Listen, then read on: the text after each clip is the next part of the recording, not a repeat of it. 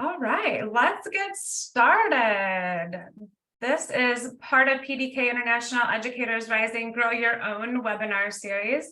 This webinar is going to focus on funding. So if you're interested in how to grow your own and how you can support that with funding, you are in the right place. My name is Dr. Lisa Rollins. I'm the National Director of Outreach and Partnerships for PDK Educators Rising. And I could not be more excited to work with individual states on Grow Your Own. So we know that there's a lot of different definitions of Grow Your Own. And we know that sometimes you could have a parapro that wants to convert into a full cert, or maybe you have a person who is a second career changer that wants to go into teaching. There's a lot of ways you can grow your own. At Educators Rising, we focus on students in high school and middle schools to explore education professions and careers, and hopefully activate their curiosity into education and all of the careers that could be in it, while activating our community, because we know that 60% of teachers work within 20 miles of where they went to school.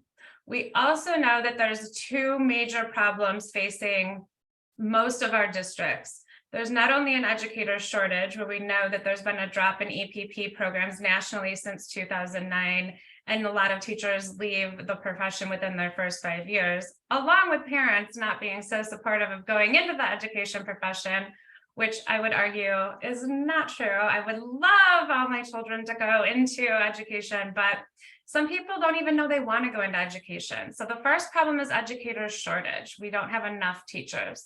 And the second issue here is that we don't have enough teachers that reflect the communities in which they serve. So if we're working on a GYO approach to explore education while in high school and have them come back and teach in the district in which they attended, then they will reflect the community in which they serve. And that is part of the Grow Your Own that Educators Rising focuses on, is getting a CTE course in your high school, creating that education and training pathway, and having them come back to teach in the district and that they were just in high school at. At Educators Rising, our last national conference, which if you've not been to an Educators Rising national conference, I tell you, it is inspiring and amazing. And you can't tell me no one wants to be a teacher when there's over 3,000 participants and attendees all interested in the same thing.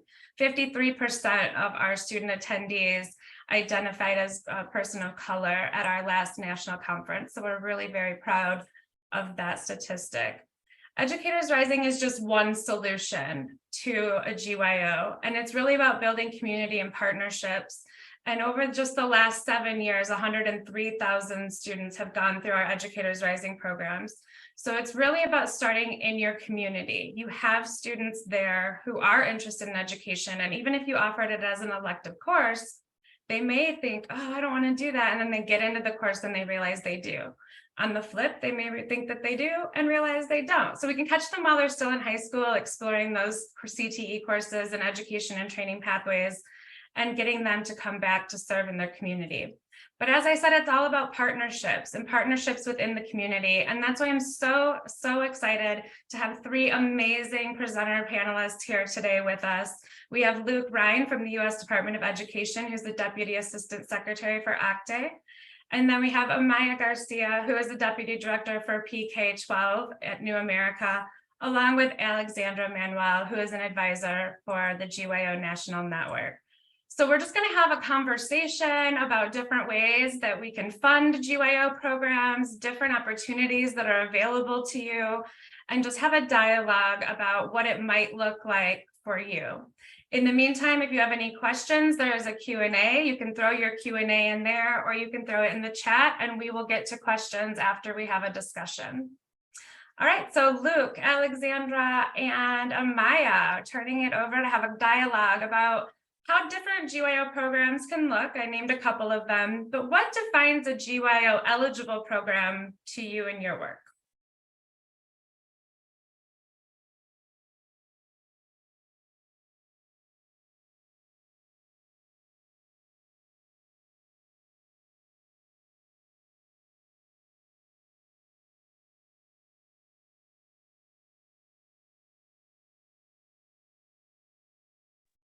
Amaya, Luke, can you hear me? Sure. Sorry. Oh, that's okay. Sorry. I thought maybe I lost you for a minute. What defines a GYO eligible program? Sure. So, Lisa, as you mentioned, it's nice to see everybody. My name is Luke. I work for the Office of Career Technical and Adult Education. So if you're not familiar with OCTE, we manage 4 broad programs. The first is the Federal Career and Technical Education Program, often referred to as Perkins. The second is we manage adult education and family literacy, which is Title II of the Workforce Innovation and Opportunity Act. We also support correctional education programs, so support for individuals who are incarcerated or formerly incarcerated. And we do work directly with our nation's community college system. So those are kind of our 4 policy areas. So to speak particularly about Perkins, one of the things that defines a Perkins eligible program is really that definition of a program of study. And that is an intentional sequence of courses that align across high school into and through higher levels of education.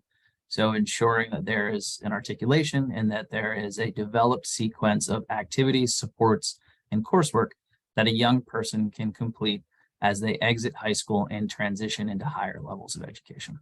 And that is a perfect opportunity to structure grow your own programs under the auspice of CTE or Perkins funds that exists both at the federal and state levels. And it is a way in which local education agencies and states can be more proactive in terms of developing the knowledge and skills, as well as kind of connecting that education, higher education, and workforce systems that our young people need to move more seamlessly into careers in our industry. Awesome. Thank you so much. Amaya, can you give yourself a little introduction and then define what a GYO eligible program looks like in your world? Sure. I'm Amaya Garcia, and I'm Deputy Director of Pre-K-12 Education at New America. I've been studying and writing about grow your own programs for the past 6 or so years. We also have a national network of programs, which is more of a professional learning community to help build community and sharing best practices among practitioners in the field. I think when we try to think about this question with high school programs, at the state level, there are some states that have grant programs that are specific to supporting high school students sort of enter careers in teaching. And those programs kind of have different sorts of definitions of what those programs should look like. Lots of them, though, are offered through career and technical education, but some are actually offered in different kinds of ways. And I think Alex can probably speak to how that actually works in Washington State, because it's a little bit outside of that CTE framework and is offered in a little different kind of way. Yeah, that would be great. Alexandra? Sure. So, grow your own programs have a lot of different flavors, I would say. I think grow your own is kind of what I like to think of as the larger umbrella. I used to run the state agency for Professional Educator Standards Board in Washington.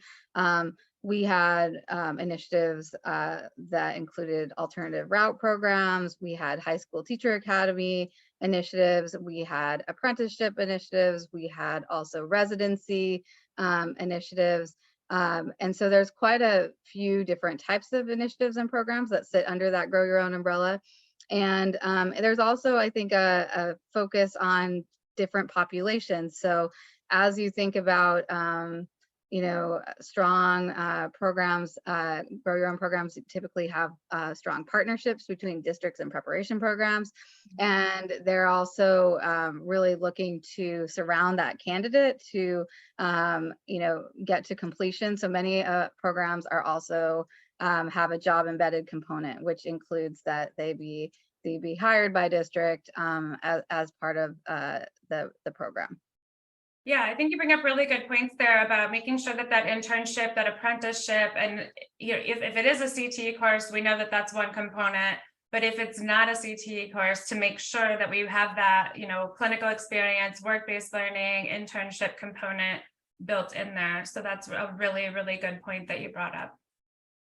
Okay, we're going to go to the next question. And this is where the bulk of the webinar is going to focus on. So thinking about primary sources for funding a GYO program, whatever your GYO may look like. If you are an administrator, if you're a superintendent, a principal, even if you're a teacher, trying to recruit students to become in careers in education professions, how can you get that funded? What are the primary sources that are available? And we'll start off, we'll go with annual budgeting, federal funding, state funding, philanthropy and stakeholders, and local funds. So we'll touch on all of these and we'll just kind of guide our discussion through each of these.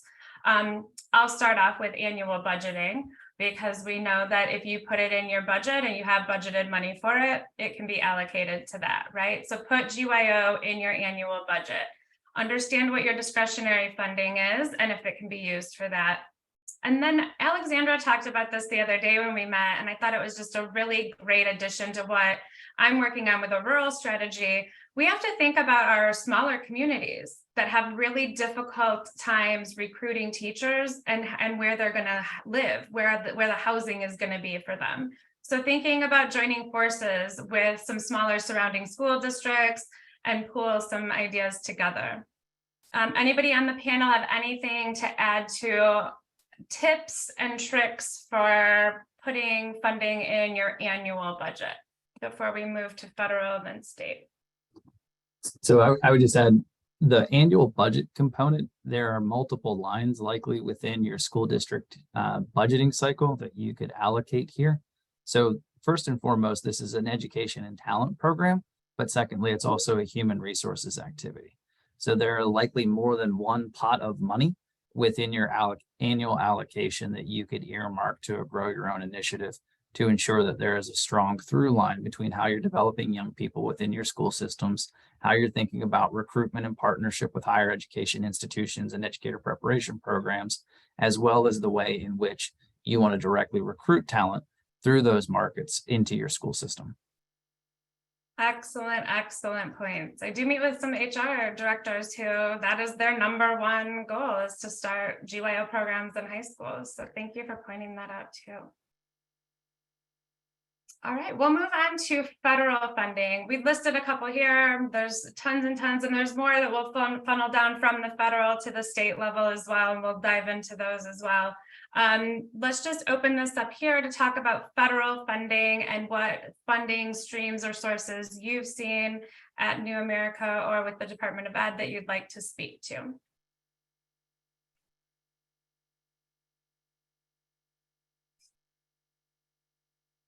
Sure. So I think we can talk about the two that are on the screen. So in the Workforce Innovation and Opportunity Act, there are multiple ways that school systems can partner with WIOA programs.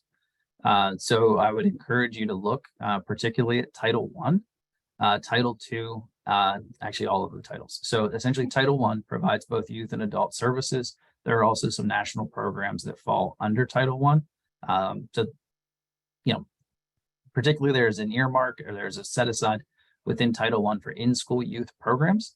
So these are dollars that are to be designed in cooperation with local education agencies to support youth who are at risk of dropping out of high school. So one innovative way that those funds could be applied is partnerships to support youth career academies, youth career pathways, and ensure that students have the appropriate wraparound services and coordinated services that they need to meet their basic needs, to work with their families, and to ensure that they have avenues to higher levels of education and employment. Another avenue is out-of-school youth funds that are also under Title I, where you're kind of working with disconnected youth populations to recruit from non-traditional avenues and sources. There are also adult funds that are provided both to kind of upskill and reskill adults. So particularly like ITA funds and different things like that can be applied with school districts to upskill your existing workforce and are good opportunities. Title II looks at adult education and family literacy. So this is a way where schools and adult ed providers can develop integrated employment and training programs so that you're able to kind of integrate individuals within your community into careers in education. Title III is around employment services. So if you're not taking advantage of the employment services that are through your regional or state workforce system, this is a way for you to post job opportunities that are available into the network of one-stop practitioners and providers so that you're taking advantage of that full array and complement of people who avail themselves and are participants in the one-stop system. And then Title IV is around vocational rehabilitation and services. So this is a way in which you can particularly support students with disabilities to enter CTE programs, career pathways, and also the way that you can support students with disabilities to enroll in higher levels of education. And again, encourage them to move into the education industry. There's a lot that can be done under ESSER and relief funds. There's a lot of guidance that Ed has published around the availability of these dollars. My office published some guidance recently on ARP funds to support career pathway programs. There's a ton of flexibility that you have in these resources. I would just encourage you to use these dollars to help set yourself up for long-term success.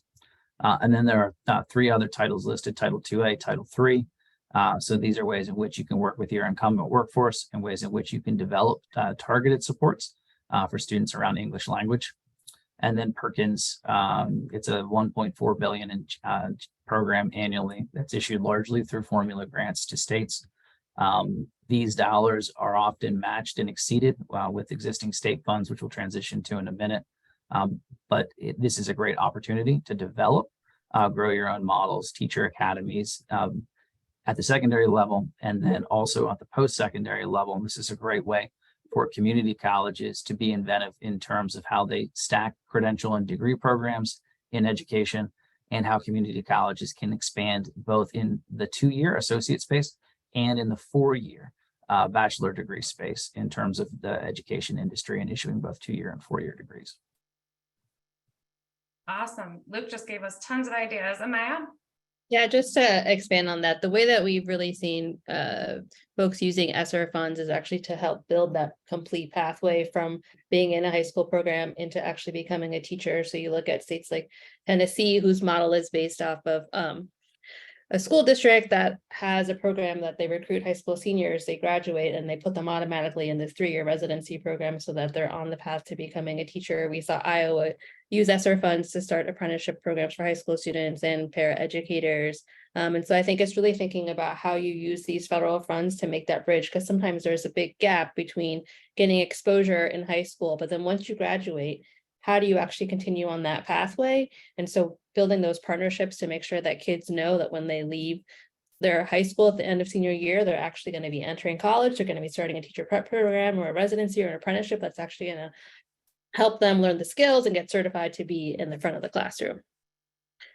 Yeah, that also goes with building that collaborative community. So we don't lose them after high school, because sometimes they're not taking education courses right away when they get to college, right? So we don't want to lose their interest there. Alexandra? Yeah, I was just going to add that, like, one way that I think also connects with state funding, but Title IIA, one area where I've seen a lot of grow your own programs tap in is that you can provide funding for educators around professional development, and educators includes paraeducators. And so that is another way to that districts can provide kind of a contribution toward the development of their staff. And that if you're bringing folks in coming from high school into the paraeducator ranks, into the further development on their pathway to teaching, we've seen a lot of good success with folks using Title IIA funds in partnership with a district who has shared goals. Great to point out. Thank you so much. And I did jump ahead to the states, because some of these federal fundings that, like Luke talked with the Perkins, is then allocated in a formula to come down to the state level. Any insight into other state level funding that you've seen? I know Amaya just talked about a couple of examples of how they use some federal funding. Is there any example that you've worked with or that you've seen at the state level for state funding that has been successful or tapped into? Yeah, so some states have competitive grant programs for Grow Your Own that are inclusive of high school students and high school models. Texas was probably the biggest state to have this. They really think that Grow Your Own is a big strategy for helping address rural teacher shortages, and high school students are a big focus of theirs because they're investing in kids staying in their community and having stable and good employment within the community that they're from. And they actually use ESSER dollars to award millions and millions of dollars in Grow Your Own grants to greatly expand the reach of that work. You also see Minnesota has a big focus on high school students. They're actually more focused on providing concurrent enrollment opportunities and dual enrollment for high school students and getting that kind of exposure. And Washington State has a Recruiting Washington Teachers grant, and also bilingual spin-off of that provides grants to school districts to start like teacher academies that has like a really expansive curriculum that's available, and they're able to kind of implement models in ways that kind of fit the school. I think I know like of one program where like the English teacher is actually the RWT teacher because he's really popular and kids like him and want to take that class. And so I think those are like some of the examples. And then West Virginia also, their state education agency is doing a pilot right now, starting Grow Your Own, that again is like starting with high school students and kind of making sure that they're having those opportunities throughout high school to do this work and engage in that work. Awesome. So Yeah, and I would just add, oh, go ahead, Alexander. I was just going to add that also, I think what you also hear a little bit is that there can be some braiding of funding, and that there, I would actually very much encourage, thinking about an element of Grow Your Own programs is partnership, and not only partnership for it to deliver program design, but also in the funding structure and process. And I think that particularly with different kinds of state funds, and then typically state legislatures pass, focus kind of grant programs to maybe their kind of target or focus group population. In Washington State, for example, we had a particular interest in, first generation college students. And there are some states that have a particular focus on specific communities or specific types of teachers that they're trying to develop. So you do see state like initiatives that exist, but certainly I think being able to weave funding together really helps. We also in Washington State had a block grant where we were focused both on scholarships for candidates, but also supports for districts and preparation programs to work together. Awesome, thank you. Luke, did you have anything else to add to that? Yeah, so my comment was really there are a lot of education funds that are issued in states to support, many of the types of programs that are on the screen before us. So I think it's all but 5 states actually contribute state funds to career and technical education as an example. And that dramatically exceeds the federal allocation in terms of what is available. Same is true with adult education. 2/3 of the money that exists around adult education exists through state issued funds. So the bulk of the money is really in state funds more than it is anywhere else. I would also encourage you to look at both higher education resources and workforce resources. So on the higher ed space, so the state that so prior to joining the Biden-Harris administration, I was an associate secretary for workforce support with the Delaware Department of Ed. And in that position, I oversaw our career and technical education office, our office of higher education, our educator preparation office, and our licensure and certification division. Delaware as a state issues dollars for teacher residencies that are on top of dollars issued for higher education. It also provides, in different states, fund higher education differently, but a lot of states fund higher education. And a number of states, there are 32 states right now that offer some form of tuition-free college for a youth. There are another 23 states that offer credential support or support for a student to earn an industry credential. So there are a lot of state scholarship, a lot of state promise programs. There are a lot of local promise programs that also exist across the country. I think there are 350 plus local promise programs that really create an opportunity for local education agencies, school counselors, educators to really make sure that students have a financial path that's available to them to continue their education beyond high school. The other thing I would throw out are workforce dollars. So many states actually invest in employment related programming. So an example is in Maryland and in both Delaware. Both of those states, through their departments of labor, issue funds directly to employers to develop innovative solutions to their workforce needs. There's very much a workforce need in education, and each of the participants on this webinar, you are very much an employer who qualifies for these dollars. This is a way for local education agencies to work together to build talent pipelines and use workforce funding to underwrite the development of those things. It's a way in which you can also bridge kind of K-12 and higher ed. The only other thing I'd throw out there, and I would be remiss if I didn't mention this, is we should absolutely be talking about public service loan forgiveness, which is a way in which we could make sure that students, again, have multiple financial pathways available to them to ensure that, right, college is affordable, college remains affordable, and that opportunities to pursue a higher education are available to every young person.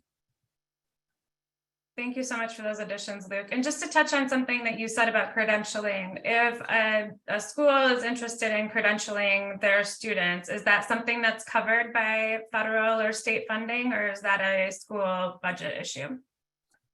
So it'll depend on the federal program, and it'll depend on how the state issues certain resources. But things like if there was a career and technical education program that existed under like a grow your own model, things like the student's praxis, a paraprofessional exam, things like those are credentials that very much fall within a credential to degree model and would be available as far as allocations under federal Perkins funding. States also issue dollars traditionally beyond that federal allocation. So again, an example, I worked in both Maryland and Delaware. Both states issue substantial resources beyond the federal allocation. Those dollars are often targeted to support things like student participation costs in dual enrollment, the internship or placement that was mentioned previously, and to offset the cost of students to pursue industry credentials in our field. Great. Thank you so much. All right, we'll move on to, we just talked about state-specific funding, and we have a lot of examples from EdRising as well, and we went over some states that Amaya already mentioned, so we'll pass through this one and go on to philanthropy and stakeholders. I know we have a partnership with the NEA. We have several partnerships with foundations. We have a PDK foundation. There's a lot of different foundations that help support our high school students. Are there any examples, Amaya, Alexandra, that you've seen or heard of that may be a stakeholder invested in GYO movements? Well, the College Football Playoff Foundation actually is really committed to promoting careers in education and promoting teachers, and they normally invest like in the host city of the game. So it's going to be in Houston, it was in LA, and they'll actually invest a lot of resources. It's not necessarily a place that most people would think of, but they also have all kinds of other like swag and things that they give because they really think that it's important to promote teaching as a career and to invest in those localities where the game is being held. So that's like an interesting one. I also think that regional foundations are good for this. I don't know that many of like the national foundations are kind of funding some of this work, but regionally, like there's more interest, I think, in supporting these kinds of programs and building that workforce, especially now in these time of teacher shortages and people really, really struggling to fill positions and filling them with underqualified candidates, really thinking through how to kind of message that and advocate for the funding for these kinds of programs. But I think that, philanthropy does help close and fill some of a gap that can't always be filled by other kinds of resources. Yeah, and I would just echo that and say that like I think certainly there are national foundations that have education focus and agenda and are both looking at higher education or also looking at, even in some cases, at the educator workforce or community development. And so again, I think it's kind of braiding those ideas together to showcase like what is the outcome of a grow your own program for the community, and why is that a valuable investment. I also think I've seen different areas of the country both looking at kind of whether they're looking at K-12 or they're looking at early learning or they're looking at CTE specific focus, kind of differentiating those and really looking at philanthropy kind of from these kind of more focused lenses where, adolescence and education, early childhood education, developing more educators that have, certain supports, special education as well, dual language. So I think oftentimes I think I see more of a philanthropy coming in kind of in a focused way for those particular areas.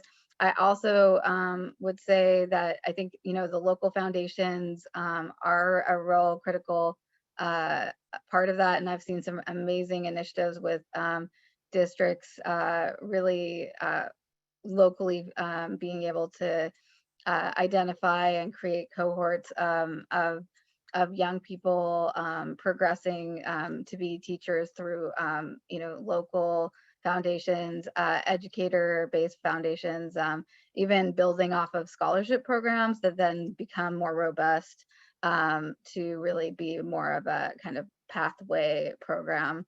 And the other thing that I don't think we talked about, and maybe that's part of local funds as well, is about apprenticeships. And that also, I think, brings in a variety of kind of workforce funders, potentially, as well as state level and certainly federal level. So that Amaya may have some other things to share about that as well. All right, thank you so much. And this is Can I add one thing real quick? oh yeah, absolutely. So on the philanthropy space, I would just encourage you to be creative. Because there's, and it never hurt, it never hurts to ask. So pretty much every big company across the country is required to, issue dollars locally through corporate social responsibility, right? Like if there is a bank that is in your region that can help you to start something up, ask how they're spending their CSR dollars, right? Like if there's there's a ton of opportunity. Many states and communities also have education business roundtables, different things along those lines. Those are also grant making organizations. Many communities have local grant making organizations. So instead of going, one by one in terms of a local philanthropic agenda, you could talk to one too many. So I think there are a lot of ways in which you can get creative here. I would also encourage you to build partnerships with the community because many nonprofits that exist and you have a relationship with are very familiar with the local philanthropic market, and you could very much leverage their network in terms of building relational assets and making sure that where are the right routines and when those cycles exist through local philanthropy.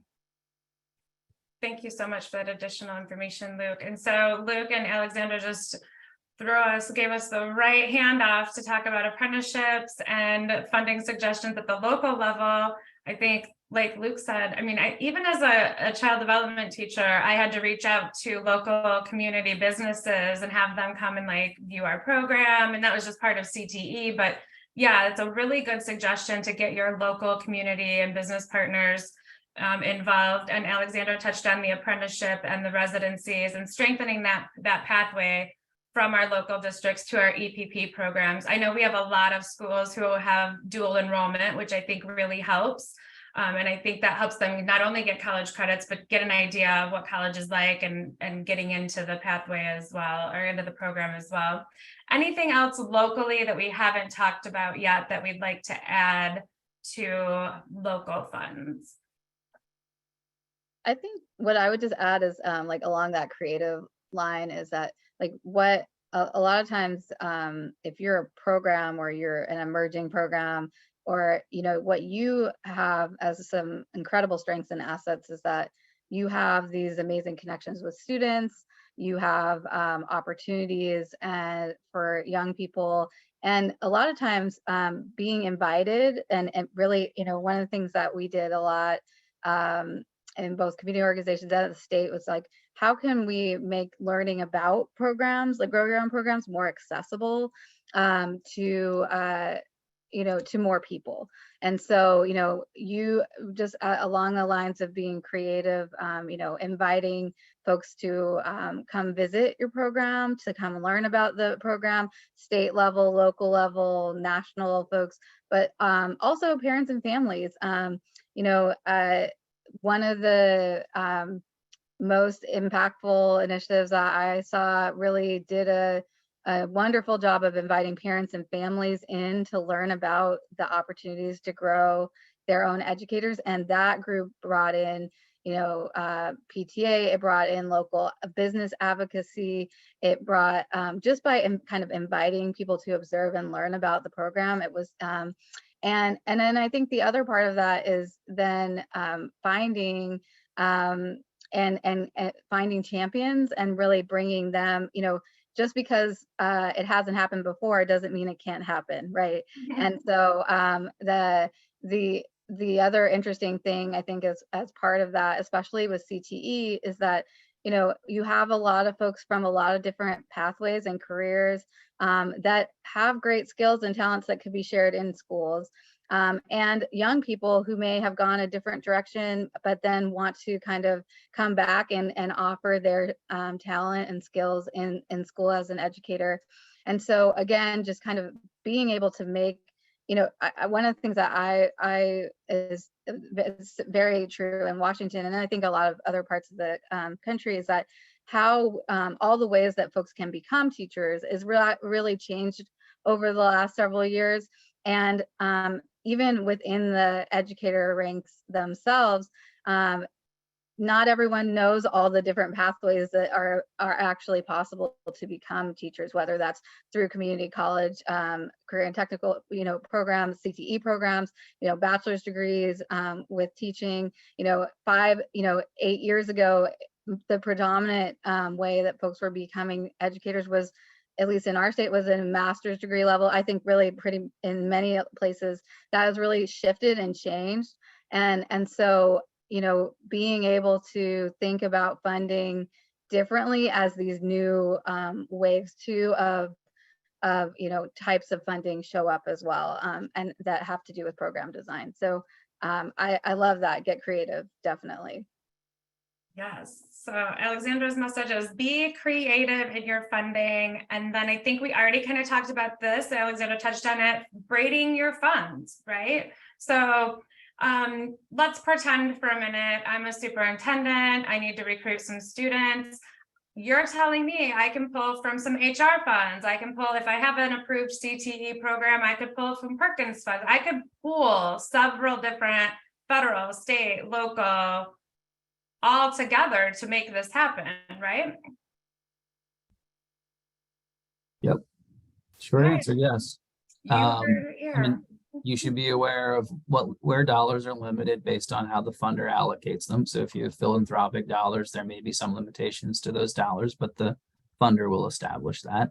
If you have state funds, oftentimes there are perhaps restrictions around state funds, but most often not. Same is true with local capital.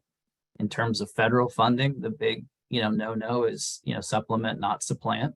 So that, most everything else is fairly permissible. So I think you have to be aware of what limitations exist around what pot of dollars that you're pulling from.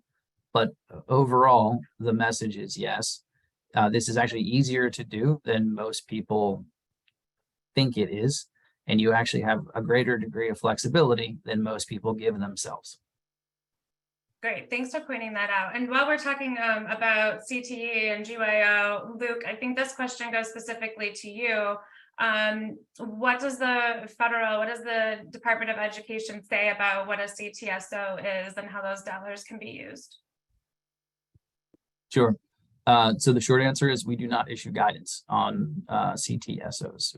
We do support career and technical student organizations as an essential part for CTE because it creates both an in-school and out-of-school learning environment and community. But in terms of what is defined as a CTSO, USED does not issue guidance on this topic, and that is a state decision.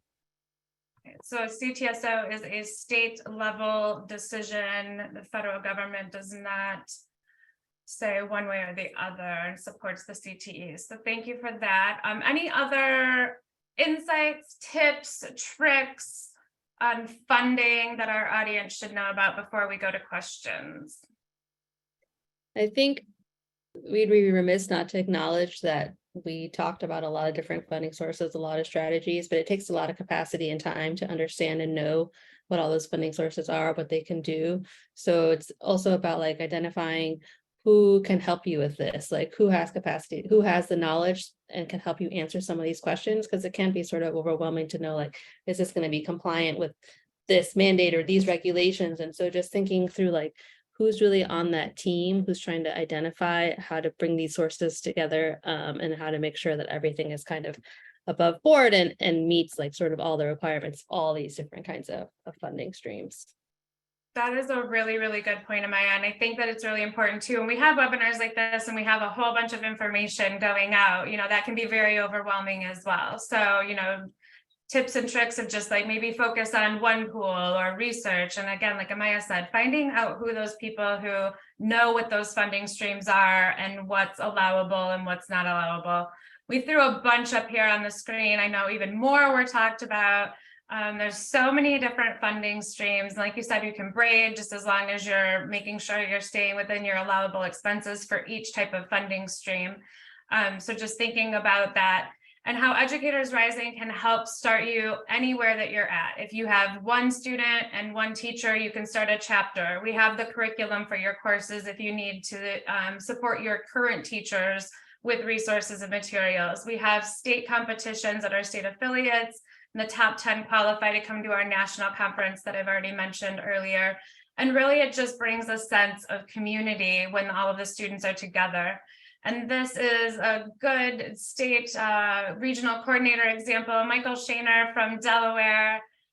He is just a blast. And I always love to use this quote because he had told us that over 21% right now of the district that he works in came through his Educators Rising program, and that is just heartwarming and compelling.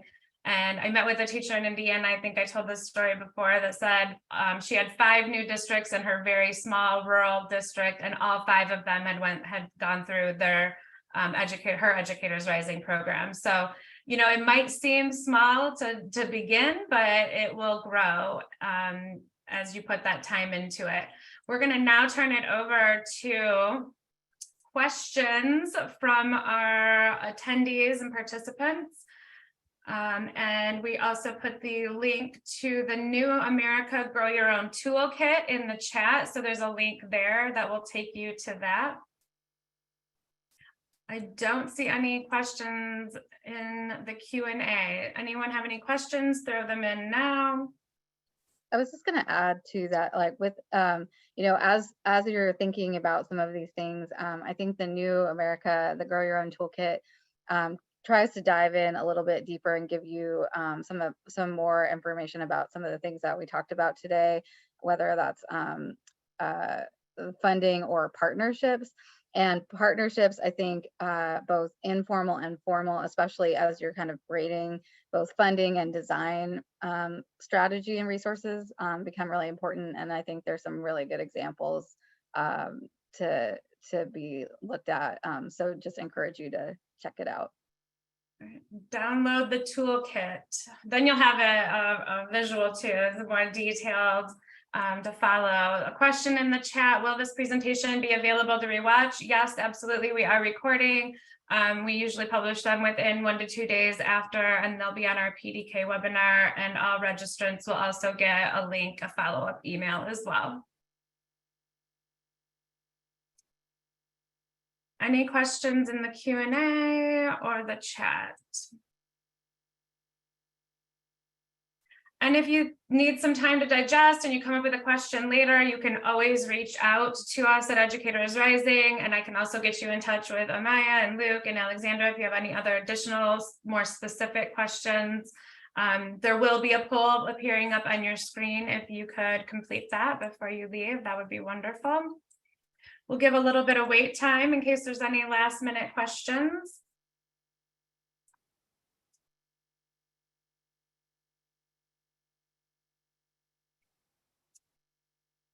All right.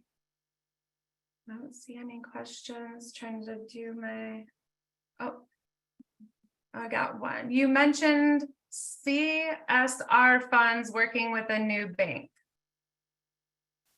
I'm assuming they want some more information on that. Luke? Sure. So different corporations have different responsibilities that they commit to locally. This idea is typically referred to as corporate social responsibility, or CSR.